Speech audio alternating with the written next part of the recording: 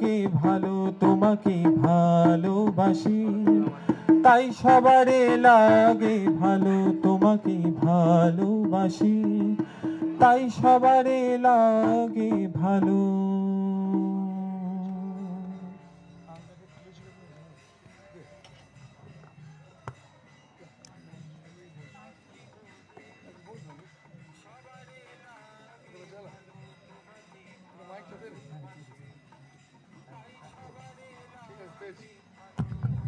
Hello, বাহ। প্রথমত আমি আজকের আমাদের মাতৃসংঘের মায়েদেরকে ধন্যবাদ বলবো না, এবং এবং ধন্যবাদ এই কারণে বলবো না যে আমার মনে হয় তারা এই কর্ম করে নিজেরা ধন্য হোক। কারণ আজকের এই যে আজকে যে অনুষ্ঠান, এটা আমাদের একটা নতুন একটা তৈরি করেছি বলতে পারো। তো অনেকবার তৈরি করেছি, অনেকবার ভেঙে গেছে। তো এখন এই আশ্রমে থাকি, তো একটা মাতৃসংঘ একটা 70 জন নিয়ে একটা তৈরি হয়েছে। তো সেই জন্যে আমি তাদেরকে বললাম, দেখ এই মাঘী পূর্ণিমার দিন আমি কোনো দিনই এই আশ্রমে থাকি না। আমি থাকি আজকে আমার প্রথম আশ্রম পামা আশ্রমে আজকে উৎসব হচ্ছে। প্রতি বছর উৎসব হয় পামা আশ্রমে, আর পামা আশ্রমে আমি থাকি আগাগোড়া। তখন এইসব আশ্রমও হয়, যেহেতু প্রথম আশ্রম। কিন্তু যেহেতু এই করোনার জন্য আমি 1 বছর ধরে 2 বছর কোথায় যাব না ঠিক করেছি। কোনো আশ্রমে তো যাবই না, কোনো ভক্তবৃন্দ শিষ্য বাড়ি বা কোনো উদ্বোধন করা বা কিছু কোনো অনুষ্ঠানে তো যাব না আগামী 2 বছর। তো সেই জন্য আমি যাই। তো সেই কারণে আজকের এই বাবা শোন, এই পতাকাটা সরিয়ে তো দেখতে পাচ্ছি না, খুলে বেশ। তো তারপরে তো আমি তখন এই মায়েদের নিয়ে একটা বেশ এই মাস 1.5-2 আগে 2-3 জনকে একটুখানি 3 জনকে গ্রুপ একটুখানি বেশি সময়, তারা দেখছি বেশি খাটছে,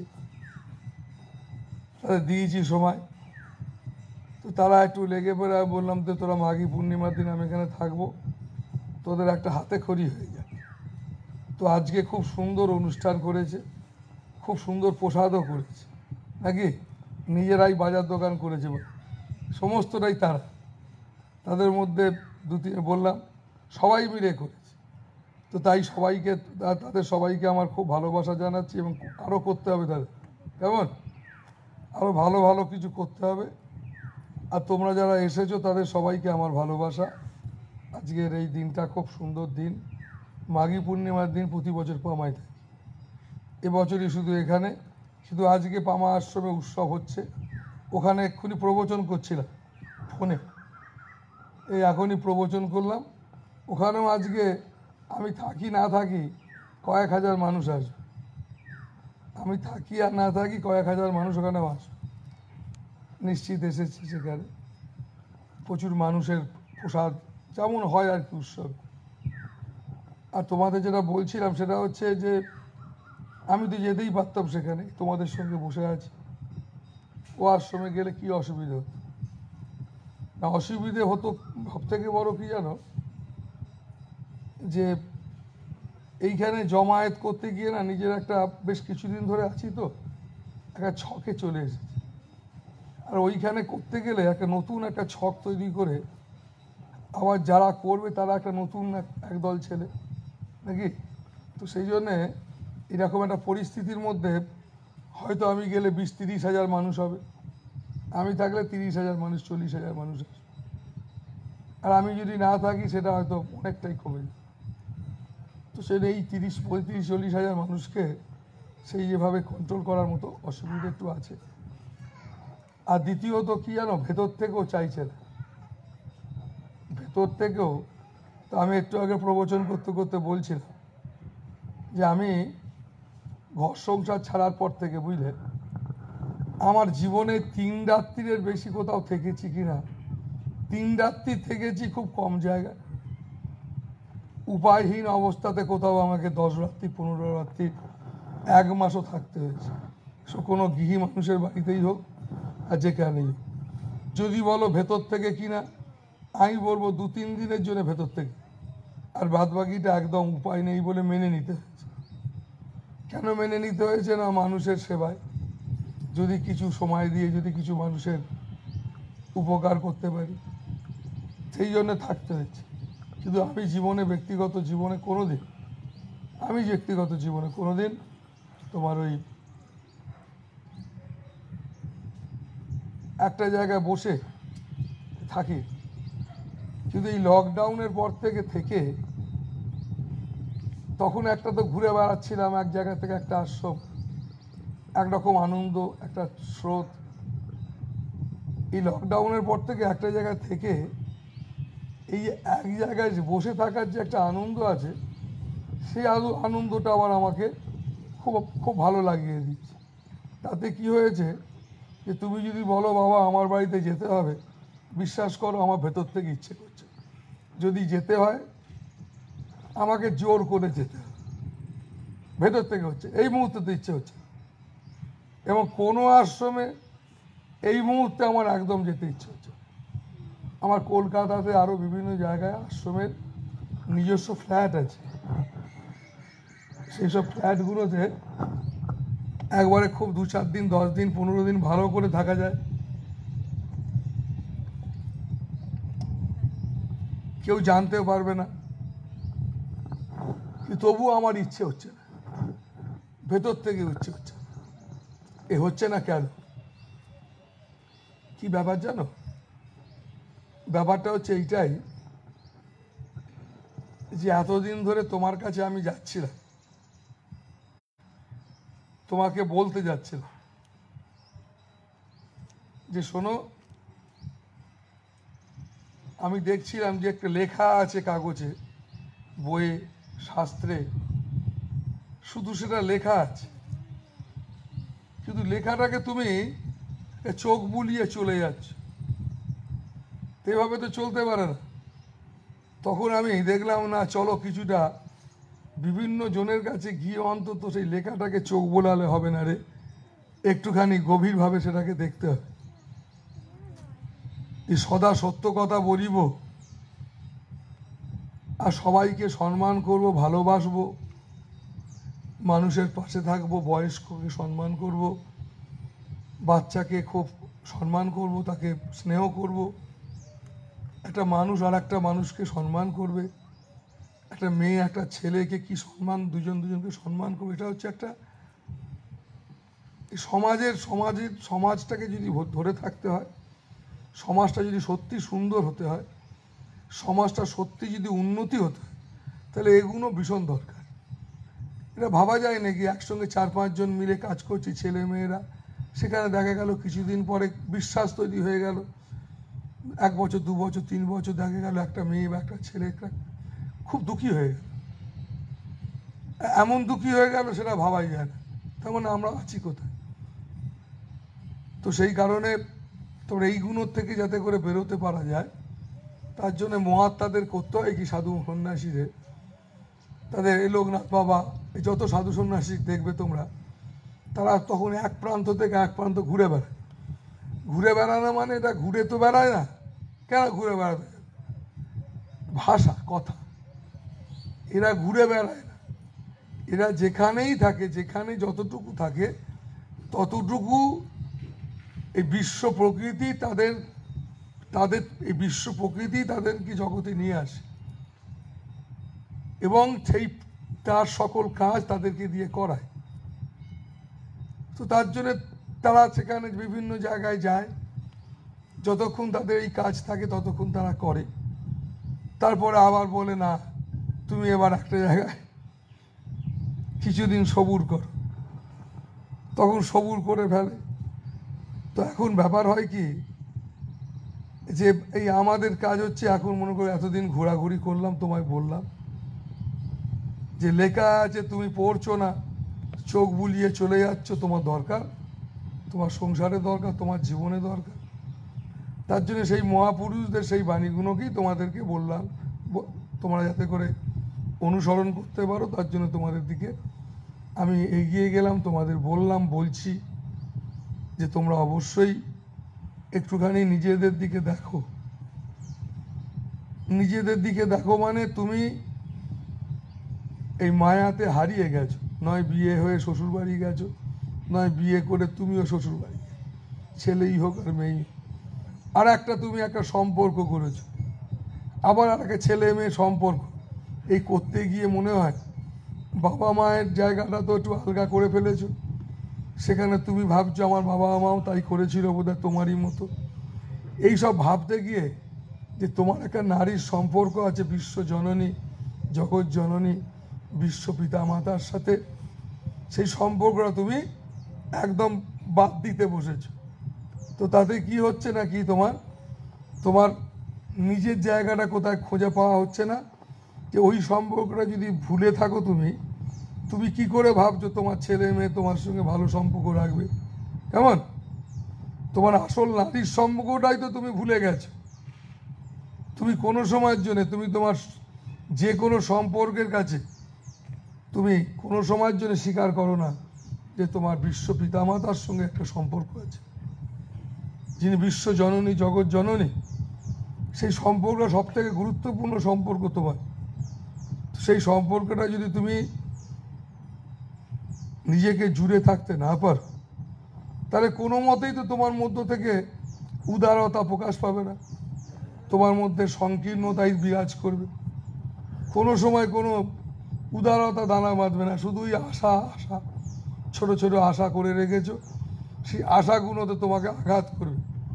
ছোট ছোট আশা তোমার, এই ছোট ছোট কল্পনা, ছোট ছোট সব তোমার ব্যাপার, এগুলো তোমাকে ধাক্কা মারবে, কষ্ট দেবে, তোমার মধ্যে একদম উদারতা দানা বাঁধতে পারবে না।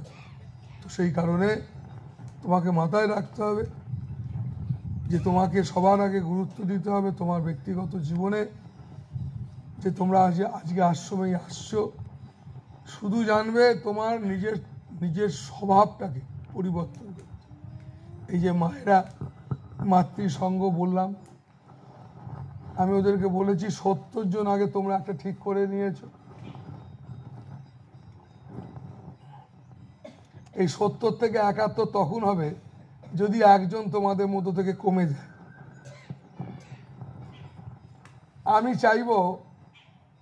চাইবো 70 জনই থাকুক, তারা যাতে করে 70 জন যদি খুব ভালো করে একটা জিনিস জেনে যায়, তাহলে আমার মনে হয় 700 জনকে নিয়ে চলার কাজটা আমার মনে হয় অনেকটাই সুবিধা হবে। কারণ আমি একটা আদর্শে বিশ্বাসী। তুমি আমার কাছে বাবা বলে তুমি বসে দাঁড়িয়ে গেলে একটা গোলাপ ফুল নিয়ে, বা আমি দীক্ষা নিয়েছি, বা আমি অনেক ফল বেদানা সব নিয়ে এসেছি, সত্যি কথা বলতে গেলে কি জানো, আমি তো তোমার গুরু বা মহাত্মা সাধু, আমি তোমার সবসময় মঙ্গল চাই, সমস্ত তোমার মঙ্গল চাইবো, সমস্ত সময়ের জন্য চাই। আর যেহেতু তোমার মঙ্গল চাইবো, সেই কারণে আর একটা জিনিসও তোমার সেই মঙ্গলের সঙ্গে তুমি হয়তো সেটা জানো না, যেটা চাইলে, যেটা পেলে তোমার সত্যিকারের মঙ্গল হবে, তুমি সত্যি সেটা চাও না। যদি তুমি সেটা সত্যি চাইতে, তুমি কিন্তু অনেক সত্যি ভালো থাকতে। তুমি যেটুকু পেয়েছো, তুমি সেইটুকুর মধ্যে অনেকটাই ভালো থাকতে পারতে। কিন্তু যেহেতু তুমি সেই মঙ্গলটা চাও না, তার জন্য আমি তোমার মঙ্গলের মধ্যে তোমার মঙ্গল চাই সবসময় বলছি। তার মধ্যে কোন মঙ্গলটা জুড়েছি জানো? মঙ্গল চাইছি মানে তোমার ছেলে মেয়ে, স্বামী স্ত্রী, ব্যবসা বাণিজ্য, তুমি যা তোমার চাকরি বাকরি প্রমোশন সব তোমার ভালো হোক, এটা আমি চাইছি। গাড়ি বাড়ি হোক, কিন্তু যেটা তোমার চাইছি এর বাইরে একটা চাইছি। সেটা কি চাইছি? তোমার মধ্যে মনুষ্যত্বের জাগরণ হোক। কেমন? তোমার মধ্যে মনুষ্যত্বের জাগরণ হোক, তুমি মানুষ এটাকে স্বীকার করো, তাহলেই তুমি বুঝতে পারবে জগৎ জননীর, তোমার বিশ্ব পিতামাতার সঙ্গে তুমি যে নারীর সম্পর্ক, তাহলে তুমি বুঝতে পারবে। তার আগে এইরকম জায়গায় দাঁড়িয়ে তুমি একদম বুঝতে পারবে। এরকম জায়গায় কি তোমার ধারণাই ঠিক নেই। তুমি এখন ভাবছো, এই যে বললাম 70 জন কথাটা ইউজ করলাম কেন? মাতৃসঙ্গ এই কারণে ব্যবহার করলাম যে 70 জনটা বললাম এই কারণে, এই 70 জনের মধ্যে কতটা উদারতা আছে দেখতে হবে তো। কে কতটা কাজ করলো বড় কথা নয়, কে আমার কাছে এলো কে দূরে গেল কোনো সম্পর্ক নেই। এখানে এখানে একটা আদর্শ আছে। এখানে তুমি কতটা হাসতে পারো, কতটা গাইতে পারো। এই সঙ্গ ব্যাপারটা যখনই বলছি, সঙ্গ মানে সঙ্গবদ্ধ। তুমি তোমার গুরুদেবের কাছে এসেছো, বাবা আমার এই প্রবলেম আছে, তুমি বলতে এসেছো, আমি তোমার কথা নিশ্চিত শুনব, সেটা এক গুরুদেব তো নিশ্চিত। আবার সংঘকে তৈরি করার জন্যে, সঙ্গে মিলিতভাবে কিছু করার জন্যে, সবাইয়ের মঙ্গলের জন্যে যখনই আমি সময় দেব, আর সঙ্গ তৈরি করব বলেই তো আমি আশ্রম করেছি, যাতে করে মানুষ বিভিন্ন দিকে ছুটে বেড়াচ্ছে। তো সেই কারণে মানুষকে একটা সত্যিকার একটা আদর্শগত দিকে মানুষকে যেন ছুটতে পারে, মানুষ যেন একটা আদর্শকে গ্রহণ করে সে এগিয়ে চলতে পারে, জীবনকে গঠন করতে পারে। সেইটা কিন্তু তোমাকে ভীষণভাবে গুরুত্ব দিতে হবে। তো সেই কারণে তোমার আমি মঙ্গল চাই, যে তোমার গাড়ি হোক বাড়ি হোক, তুমি যা চাইছো তাই হোক, কিন্তু আর একটা জিনিস তোমাকে জুড়ে দিয়েছি, তুমি মনুষ্যত্বে তোমার জাগরণ হোক, এই মঙ্গলটা যেন তোমার হোক। তো সেই কারণে তুমিও সেটা চাইবে, তাহলে কি হবে না, সত্যি তুমি গর্ব করার মতো কিছু হবে, নাহলে গর্ব করার কিছু মতো হবে না। কি আর গর্ব করার মতো হবে? তুমি জীবনে যেমনভাবে চললে, যদি বলো কারো ছেলে একজন বড় স্টার হয়ে যাবে, অমুক হবে, তাই হবে, তুমি খুব ধন্য ধন্য হবে না? নিশ্চিত একটা ভালো কর্ম করলে তো নিশ্চিত হবে। সবাই তো স্টার হতে পারে না, কেমন? ঠাকুর বলেছেন, গীতায় ভগবান বলেছেন, জগতে যারা একটা শ্রেষ্ঠ ব্যক্তি, তাদের মধ্যে তিনি, তার করুণা আছে, তিনি আছেন, তার আশীর্বাদ আছে। তাই তো বলেছে, স্বামীজি বলেছেন, একটা দাগ রেখে যাও, মানব জীবন ধারণ করছে, দাগ রাখবে না।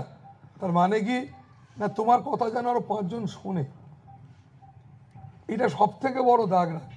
এই শোনে 5 জন, তুমি জেনে রেখে দেবে, একটা লোকের কথা 5 জন শোনে, এই 5 জন শোনে মানে লোকটাকে এরা বিশ্বাস করে। এই কাজটা একটা বড় দাগ রাখার কাজ। সে যেই হোক, একটা ডাক্তার হোক, একটা বাড়ির বউ হোক, সাধু সন্ন্যাসী যেই হোক, দাগ রাখো, তোমার কথা কেউ 5 জন শোনে। তো এইটা করতে গেলে, এই দাগ রাখার মতো 5 জন শুনতে গেলে উদারতা চাই। তো উদারতা মানেই তো ধর্ম, ধার্মিকের অপর নাম উদারতা, কেমন? ভক্তের অপর নাম উদারতা। উদারতা এছাড়া কি হতে পারে? সংকীর্ণতার উল্টো দিকে কি আছে? উদারতা। যত রকমের সংকীর্ণতার উপর উল্টো দিকে আছে উদারতা। একদিকে আছে জীবত্ব, মানে জীবত্ব স্বভাব, মানে ছোট স্বভাব, আর একটা আছে শিবত্বের স্বভাব, মানে অসীমের স্বভাব, মানে সেটা উদারতা। উদারতাই তো আসল আমাদের, উদারতাই তো আমাদের আসল সম্পদ। তো সেই উদারতা এমনি আসে, মুখের ভাষায় নয়, এটা ব্যক্তিগত জীবনে অন্তরে, এটাকে অন্তরে অনুভূতিরও পারে, উপলব্ধি করেও পাওয়া যায় না, কেন উপলব্ধিরও পরও পারে। তো সেই রকম, সেইটা হচ্ছে উদারতা। তাই হোক, তোমার মধ্যে অন্তত উপলব্ধি হোক। উদারতার মধ্যে থাকলে কত আনন্দ পাওয়া যায়, আগে উপলব্ধি হোক, অনুভব করো তুমি যে উদারতার পথ কত সুন্দর পথ। আমি তোমায় বলতে পারি, উদারতার মধ্যে আছে ভীষণ থেকে ভীষণতর পজিটিভ। উদারতা ছাড়া পজিটিভ ভাবতে তখনই পারে, পজিটিভ জীবনযাপন সেই করতে পারে যে উদারতা, যে যতটা উদার। তো তাই বাবা মায়েরা, তাই তোমাদের আমি সেই উদারতার পথের কথাই বলি যে সকল ধর্মের, সকল শাস্ত্রের, সকল মহাত্মার প্রধান কথা, প্রধান শক্তিশালী কথা, উদার হও, মানে শক্তিশালী হোক। কামিনী কাঞ্চনের আসক্তি যার কম, তার থেকে সরিয়ে রাখতে পারে, যে নিজেকে সরিয়ে আনতে পারে, সেই তো উদার হয়। উদার এমনি হয় যায় না। তো সেই কারণে তোমরা, এটাই সাধনা।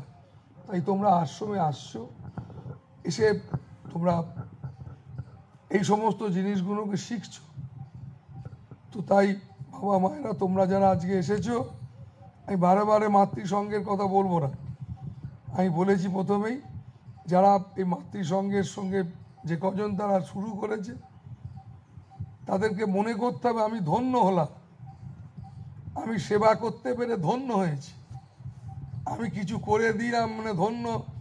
আশ্রম হয়েছে, দেবানন্দ বাবা হয়েছে। দেখ, আমি এটা বলতে পারি, জগতে প্রত্যেকটা জীবকে একজন সন্ন্যাসীর ঈশ্বর ভগবান জ্ঞান করা উচিত। তোমাকে আমি মহান ভগবান জ্ঞান করব, এটা উচিত, স্বাভাবিক। আমি তো তোমায় করবই, যে আমি তোমাকে সবসময় মহান জ্ঞান করব, তুমি আমার সন্তান।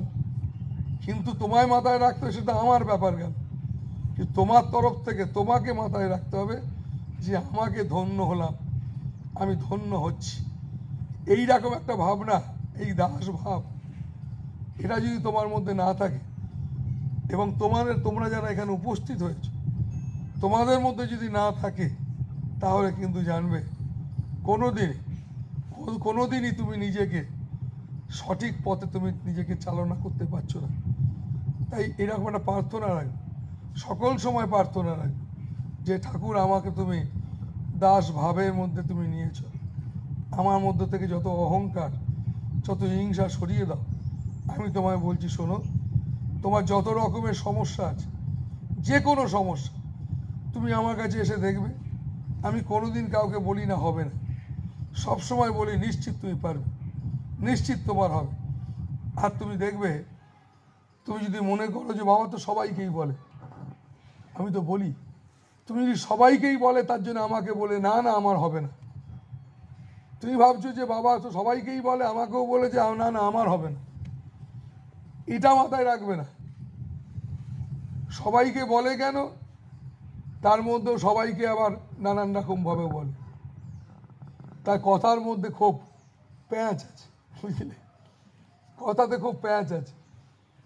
প্যাঁচ আছে মানে যদি বলো আমি তাহলে খুব প্যাঁচও আলো, তা না, প্যাঁচও আলো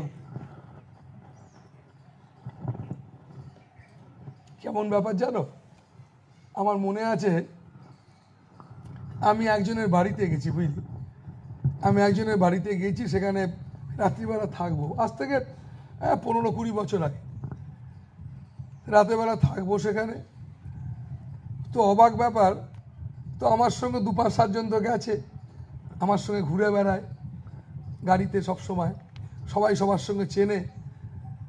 তো সেখানে গেছে, সেখানকারই যেহেতু গেছে সেই জন্য আশপাশকার 2-1 জন মানুষ তারা এগিয়ে এসেছে সকাল থেকে, যে বাবা আসছে, তার আয়োজন অনেক ভিড় হবে। তো এই করতে গিয়ে একজনের সঙ্গে একজনের কথা হয়েছে, বলে কি দাদা কেমন আছেন, বলে খুব ভালো। কথা বলতে বলতে আর কদিন আছি ভাই, আনন্দ করে যাই, আর কদিন আছে আনন্দ করে যাই, কথা বলেছে। এই উল্টো দিক থেকে যাকে বলেছে সে ভাবছে সালা আর কদিন আছি মানে তাহলে কি তাড়াতাড়ি মরে যাবো নাকি, বুঝলি, সেটা ভেবেছে। ভেবে এইবার বাড়িতে গেছে, বাড়িতে তার বউ ছেলে মেয়ে তারাও দরজা ফরজা বন্ধ করে আমার কাছে আসবে। সে মুখ ভার করে গিয়ে বলছে, জানো আমাকে অমুকে বললো আর কদিনই বা আছিস। এই বলাতে একবার বাড়ি শুধু লোক কান্নাকাটি। তারপরে আমি যথারীতি একটা প্রবচনের জায়গা হয়েছে সেখানে বসতে যাচ্ছি, দেখি তারা একদল ছেলে মেয়ে জামাই শুদ্ধ এসে কাঁদতে কাঁদতে আমার কাছে এসেছে, এসে বলছে বাবা, যে এরমভাবে অমুক বাবা বললো আর কদিনই বা আছিস, তোর আর কদিন আছে, কদিন বাঁচবে বাবা।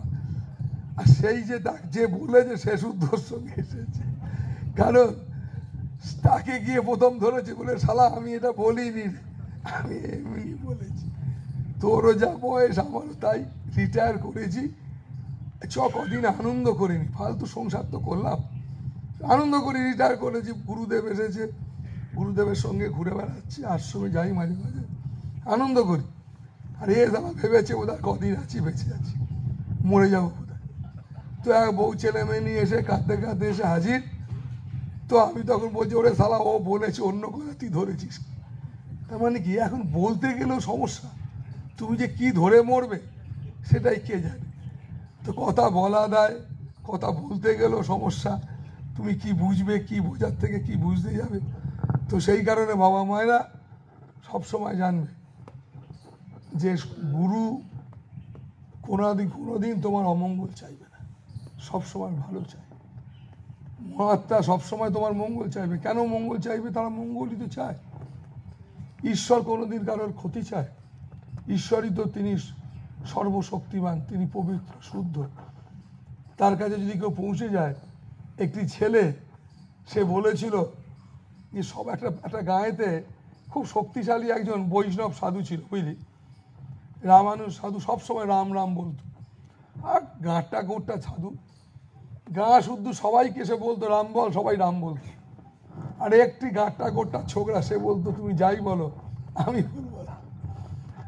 তো বাবু সে একদিন দুজনে মিলে সকাল থেকে এমন মারপিট লেগেছে যে রাম তোকে বলতেই হবে। গা শুদ্ধ জড়ো হয়ে গেছে, গা শুদ্ধ জড়ো হয়ে জড়া মারপিট কস্তাকুস্তি হতে হতে তুই যাই বল রাম আমি বলবো না। এই কথাটা বলার পরে ওর বলেছিস সালা যখন রাম, আর ছেড়ে দে, তাকে ছেড়ে দিস, বুঝলি। ছেড়ে দেওয়ার পরে সেই দুজনেই তো বৃদ্ধ হয়েছে, মারা গেছে। তো গিয়ে সেখানে বলছে যমরাজ না কে থাকে, সে বলছে তুমি ভাই সব খারাপ কাজ করেছো, যা করেছো সব খারাপ কাজ করেছো, একটাই মাত্র ভালো কাজ করেছো, সেটা তুমি রাম বলেছো। একটাই খারাপ কাজ করেছিলে, রাম বলেছে। তো ওই ছেলেটা রামের প্রতি এত বিরক্ত, এত এত এত তোমার রাম রাম এই সব কথাটার উপর এত বিরক্ত, এত সে ঘৃণা করে। তো কোন শাস্তিটা আগে নেবে বল? বলছে দেখো ভাই, আমার যত রকমের শাস্তি আছে দিতে রাজি আছে, এই রাম আমি সহ্য করতে পারি। তো সেই জন্য তুমি আগে এই শাস্তিটা তুমি আমাকে প্রথম দাও। রাম বলার জন্য কি শাস্তি আছে, এই বলার জন্য যত রকমের পুরী আছে সব জায়গায় সে হাজির। সে প্রেত পুরী থেকে, জম পুরী থেকে, যত দেব দেবী লোক থেকে কেউ আর বলতে পারছে না রামের শাস্তি কি হতে পারে। করতে করতে স্বয়ং রামের কাছে গিয়েছে। তো রাম বলছেন যে এখানে যেখানে এসে যায় কেউ, সে আর ফেরত যায়। তো সেই কারণে নাম একবার যদি ভেতর থেকে মানুষ বলতে পারে, বুঝলে, এই তুমি বারে বারে বলছো কেন, এই বারে বারে বলতে বলতে, বারে বারে বলতে বলতে একবার যদি তুমি ভেতর থেকে সব ঠিক ঠিক হয়ে যায়, হাওয়া যদি লেগে যায় ঘুড়িতে, ছেলেপুলেরা ঘুড়ি নিয়ে দৌড়ে দৌড়ে ওড়ায়, হাওয়া না লাগলে, ঠিক তেমনিভাবে হাওয়া লেগে গেলে এক জায়গা থেকে দাঁড়িয়ে ওড়াতে পারে। তো ঠিক সেইরাম নাম বারে বারে করতে করতে যদি তোমার একবার নাম হয়ে যায়, তো সেই কারণে তাই বললাম যে রাম যদি ভেতর থেকে একবার বলতে পারো তুমি ঠাকুরের নাম, গুরু নাম যদি হয়ে যায়, সেটাই একমাত্র সত্যি, আর সমস্তটা ঝুটা ফালতু। তো সেই কারণে সমস্তটা তোমার ইহ জগতের জন্য, ক্ষণস্থায়ী একটা জগতের জন্য, এই 60-70 বছর 80 বছরের একটা সময়ের জন্য। কিন্তু তুমি 80 বছরের নও, তুমি অনেক দিন ধরে তুমি ছুটছো, ছুটতে ছুটতে ছুটতে এখানে সেখানে ওখানে, কখনো তুমি মেয়ে, কখনো তুমি ছেলে, কখনো তুমি ভিখিরি, কখনো তুমি ধনী, বিভিন্ন হতে, কখনো সাধু সন্ন্যাসী, কখনো তুমি সাধু সন্ন্যাসীর ব্যাগ বয়ে বওয়া, কখনো আবার তোমরা এই যে এখানে বসে চেয়ারে বসেছো, কখনো আবার আশ্রমেতে ঝাড় দিচ্ছ, কখনো আবার মায়েরা বাবারা কতজন কত রকমের কাজ করছে। এটা জন্ম জন্মান্তর ধরে তুমি হয়তো করছো, এই করতে করতে তুমি এগিয়ে চলেছো। এই করতে করতে কতটুকু এই করছো কেন না, তুমি এগিয়ে চলবে বলে। কোন দিকে এগিয়ে চলবার জন্যে না, আত্মজ্ঞান লাভ করার জন্য। আত্মজ্ঞান লাভ করা মানে নিজেকে জানা, নিজেকে জানা, নিজেকে জানা মানে ঈশ্বরকে জানা, ঈশ্বরকে জানা মানে ঈশ্বর লাভ হওয়া।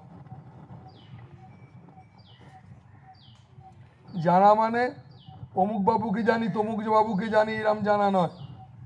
জানা মানে বোধ হওয়া, বোধে বোধ হওয়া মানে তার সঙ্গে মিশে যাওয়া, এইরকম একটা জানা। তো সেই কারণে মানুষ এমনি পারে না, তার জন্য মানুষকে একটু একটু করে সাধনা করতে হয়। এই যে তোমরা আজকে এসেছো, এই যে একদল মায়েরা সেবা করছে, তোমরা যারা সেবা করলে এবং তোমরা যারা সেবা আগামী এই যে বিভিন্নভাবে সেবা করছো, যারা সুযোগ পেলো তারা তো করছে, তারা ধন্য হচ্ছে। তুমিও চেষ্টা করবে, আমিও কি করে আমি যাতে করে সুযোগ পাই, এবং তুমিও যাতে চেষ্টা করবে আমি যাতে করে যতক্ষণ আশ্রমে থাকবো ততক্ষণ আমি যেন আমার চোখের সামনে দুটো মেয়ে 17 ইঞ্চি বিছিয়ে দিচ্ছে আর তুই সারাটা দাঁড়িয়ে দেখছিস, ধুলো পড়ে আছে, ঝ্যাঁটা পড়ে আছে, ঝেঁটিয়ে দে। এসব করলে কি হয় না, তোমার হে অর্জুন সৎ কর্ম করো, অসৎ কর্ম তোমার যেসব আছে সেগুলোর থেকে তুমি বেরোতে পারবে। তো এই সৎ কর্ম করলে কি হয় না, একটু একটু করে তোমার প্রারব্ধ কর্ম, সেই প্রারব্ধ কর্ম যেসব আছে সেগুলো ক্ষয়তে থাকে, কমতে থাকে। তো আমরা তো সবাই কর্মের ফল ভোগ করি, যা যা কর্ম করছি সেগুলো ভোগ করছি জন্মান্তর ধরে। কখন যে শুরু করেছিল কে জানে, কত হাজার বছর আগে।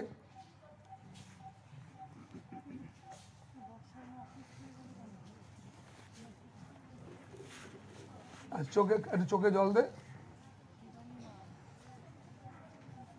অসিত একবার দেখ, তুলে নিয়ে গিয়ে বসা। হ্যাঁ, হাওয়াটার কাছে নিয়ে যেতে হবে। সৌরভ, আমাদের টিভি রুমটায় ঢুকিয়ে দে। এই রিঙ্কু, টিভি রুমটা খুলে দে।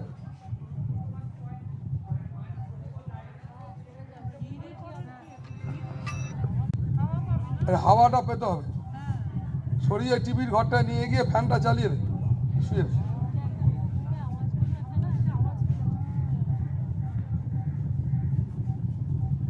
ফ্যানটা চালিয়ে দে দিনেশ।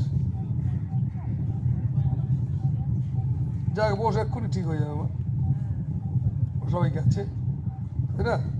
বস। তো যাই হোক, আমাদের এতক্ষণ ধরে আমি অনেকক্ষণ কথা বললাম। এইখানে ভিড় করবি না, বুঝলি? এই রুম্পা, সামনে ভিড়টা করতে কম করা, ভিড়টা যেন কম হয়, যেন ফাঁকা হয়, যেন গরম না হয়। তো যাই হোক বাবা মায়েরা, আমি তো খুব সারাদিন আনন্দ পেলাম, তোমরা আনন্দ পেয়েছো, তোমরা খুব ভালো থাকো, তোমাদের মঙ্গল হোক। আবার তোমাদের সঙ্গে দেখা হবে। হরিও, আমি এখন গিয়ে ওই ধ্বনিতে বসবো, তোমরা যা বাড়ি যাবে, আস্তে আস্তে বাড়ি যাবে, কেমন? হরিও হরিও।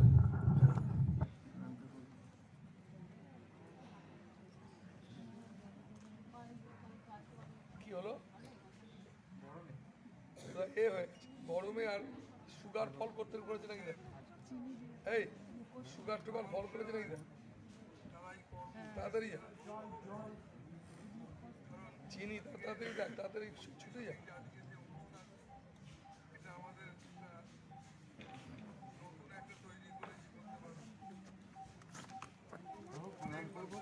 আমি ওখানে গিয়ে বলবো।